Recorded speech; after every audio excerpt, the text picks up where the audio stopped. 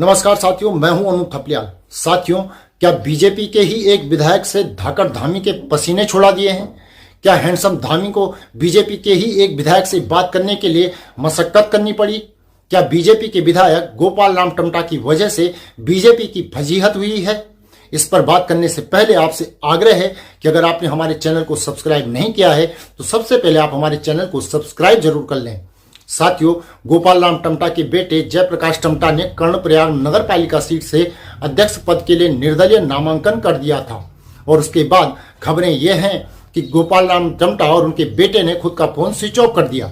कड़ी मशक्कत के बाद भी पुष्कर सिंह धामी को भी बातचीत करना नसीब नहीं हुआ और गोपाल राम टमटा कहाँ है यह बीजेपी के संगठन को भी इसका पता नहीं था, लेकिन बाद में किसी तरह से अब हालात काबू में हैं।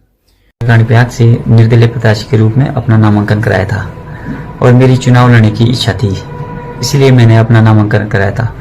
अब समाचार पत्रों के माध्यम से पता चला कि भाजपा जिलाध्यक्ष जी के अनुसार मैं पार्टी का सदस्य नहीं हूँ और न मेरे चुनाव लड़ने से भाजपा को कोई फर्क पड़ना था। लेकिन कल मुख्यमंत्री जी से मेरे बड़े भाई की टेलीफोनिक वार्ता हुई। माननीय मुख्यमंत्री जी के दिशा निर्देश से मैंने चुनाव न लड़ने का फैसला लिया है और मैं अब अपना समर्थन भारतीय जनता पार्टी को दे रहा हूं। धन्यवाद। विधायक गोपाल राम टमटा के बेटे अब यह कह रहे हैं कि वह चुनाव में बीजेपी का समर्थन करेंगे। हालांकि ऑफिशियली उन्होंने नामांकन वापस नहीं लिया है, लेकिन धामी को जिस तरीके से मशक्कत करनी पड़ी जब उनके भाई से फोन पर बात हुई तब जाकर मामला सुलझा। महेंद्र भट्ट इस मैटर को सुलझाने में पूरी तरह से नाकाम रहे, जबकि वह खुद चमोली जिले से आते हैं। बीजेपी का चुनाव प्रबंधन तंत्र पूरा बनाया हुआ है। कई बड़े बड़े नेताओं को जिम्मेदारियां सौंपी गई हैं, वह सब फेल हो गए, कोई भी काम नहीं कर पाया। गोपाल राम टमटा के बेटे का नामांकन ऑफिशियली वापस नहीं हुआ है, तो ये बीजेपी के लिए एक बड़ा सवाल है। हालांकि बीजेपी ने यह जरूर कहा कि जयप्रकाश टमटा बीजेपी के सदस्य ही नहीं है, लेकिन वह विधायक के बेटे तो हैं।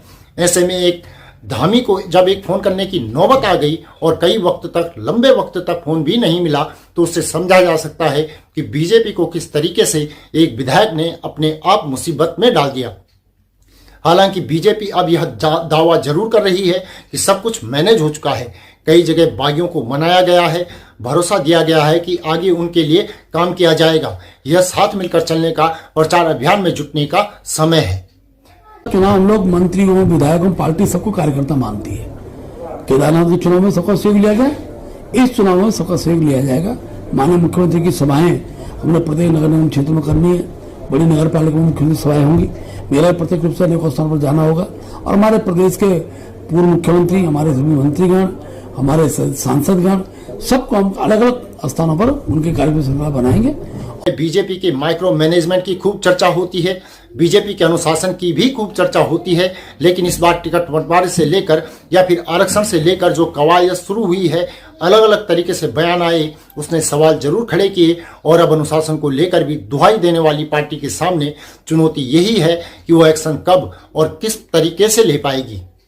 आपके मंत्री विधायक हैं जो जुबानी जमा खर्च कर रहे हैं। दलीप महंत ने तो सार्वजनिक सभा में अपने कार्यकर्ताओं से कह दिया टिकट नहीं होगा तो निर्दलीय कूद जाना। उधर मुन्ना सिंह चौहान ने आपके आरक्षण का विरोध कर दिया। उधर आप देखिए अरविंद पांडे कितना मुखर होकर बोल रहे हैं। त्रिवेंद्र रावत जी ने जो है संसद में कह दिया कि अवैध खनन हो रहा है और उधर अनिल बलूनी जी ने कह दिया कि आपदा प्रबंधन में कोताही हुई। तो ऐसे में कुल मिलाकर क्या आपके दल में केवल गरीब और छोटे कार्यकर्ताओं पर जो है गाज गिराई जाती है कार्रवाई की? ये बड़े रसूखदार मंत्री और विधायकों पर कोई गाज नहीं गिरेगी। बीजेपी के झगड़ों का कांग्रेस भले ही आनंद ले रही हो, लेकिन उनके घर में भी घमासान ही छिड़ा हुआ है। वह भी अपनी स्थिति में अभी तक उस तरीके से काबू नहीं कर पाए हैं। लेकिन सवाल भारतीय जनता पार्टी का इसीलिए है क्योंकि वह सत्ताधारी दल है। अनुशासन की बातें वहां होती हैं, लेकिन एक विधायक को फोन करने में, क्या उसको तलाशने में जितना वक्त लग गया, उससे यह अंदाजा तो लगता है कि भारतीय जनता पार्टी के सामने या फिर हैंडसम पुष्कर धामी के सामने हालात आसान नहीं हैं। साथियों, इस रिपोर्ट को लेकर आपकी क्या राय है, कमेंट करके जरूर बताएं। साथ ही चैनल को सब्सक्राइब करें और नीचे दिए गए नंबर या फिर क्यूआर कोड के माध्यम से हमारा सहयोग भी जरूर करें। अभी के लिए इतना ही। अगली रिपोर्ट में आपसे जल्दी ही मुलाकात होगी। तब तक के लिए नमस्कार।